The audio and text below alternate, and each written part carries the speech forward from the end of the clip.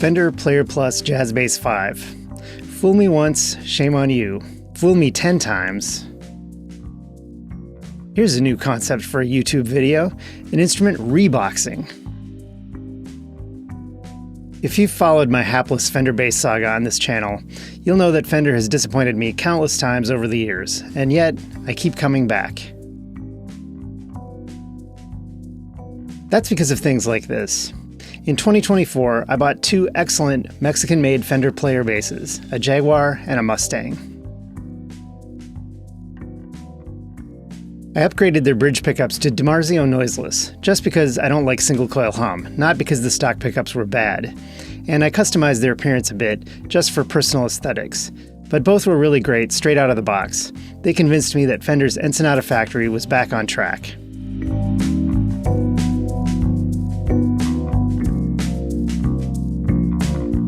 With that in mind, I decided that after 20 years, it was time for me to take 5-string bass seriously again with a Player Plus Jazz 5. My initial reaction to this bass, which you saw, was solidly positive, but now I'm returning it. How did it come to this? Let's see. First off, what's up with this nut? I know that might just be neck stain spilled on the sides, but it really looks like wood that they painted white on the front. I can see the brush strokes. Even if it's not wood, why spill stain all over it and then have to paint the front edge white? Why not just finish the neck before installing the nut?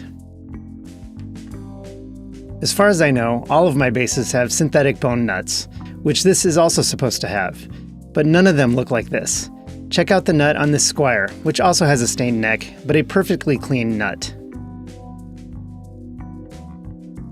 Regardless of the material the nut is made of though, the slot for the B string is way too close to the edge. It's hard to avoid having the string slide over the side when I play. At the other end, the bridge barely accommodates Fender's stock 125 gauge B string. I couldn't fit the Ernie Ball flat wound 130 gauge string through the hole without cutting off all of the silk winding.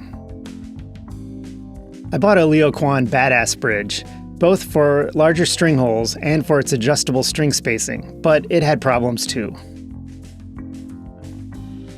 The saddle slots aren't deep enough to hold the B string in place, and with a string in the 4th slot, if you have to adjust the intonation very much, the screw touches the string and stops it from vibrating. So it's a bass with a couple of serious problems and a replacement bridge that doesn't really solve those problems, plus it adds a couple of new ones.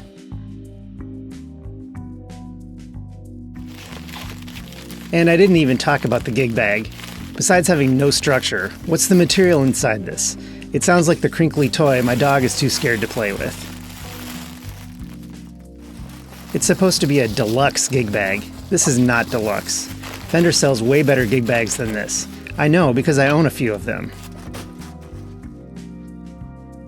All signs point to another return. Thank goodness for Sweetwater. But maybe I should sleep on it. I'm going to return it. Okay, let's rebox this thing.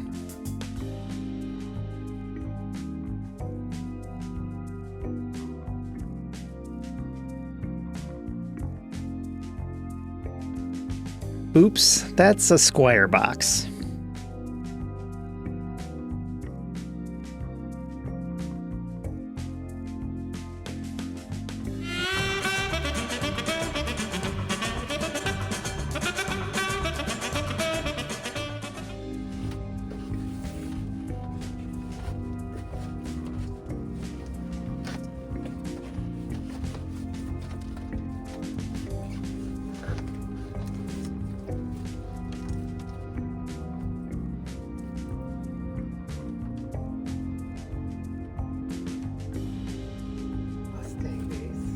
Oops again.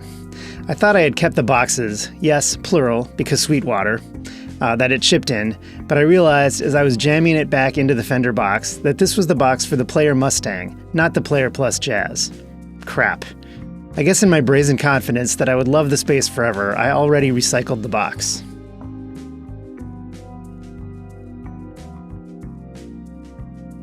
Well, I'm not sure if Sweetwater dings you on the refund if you don't send an instrument back in the original box. I guess I'll find out in a few days.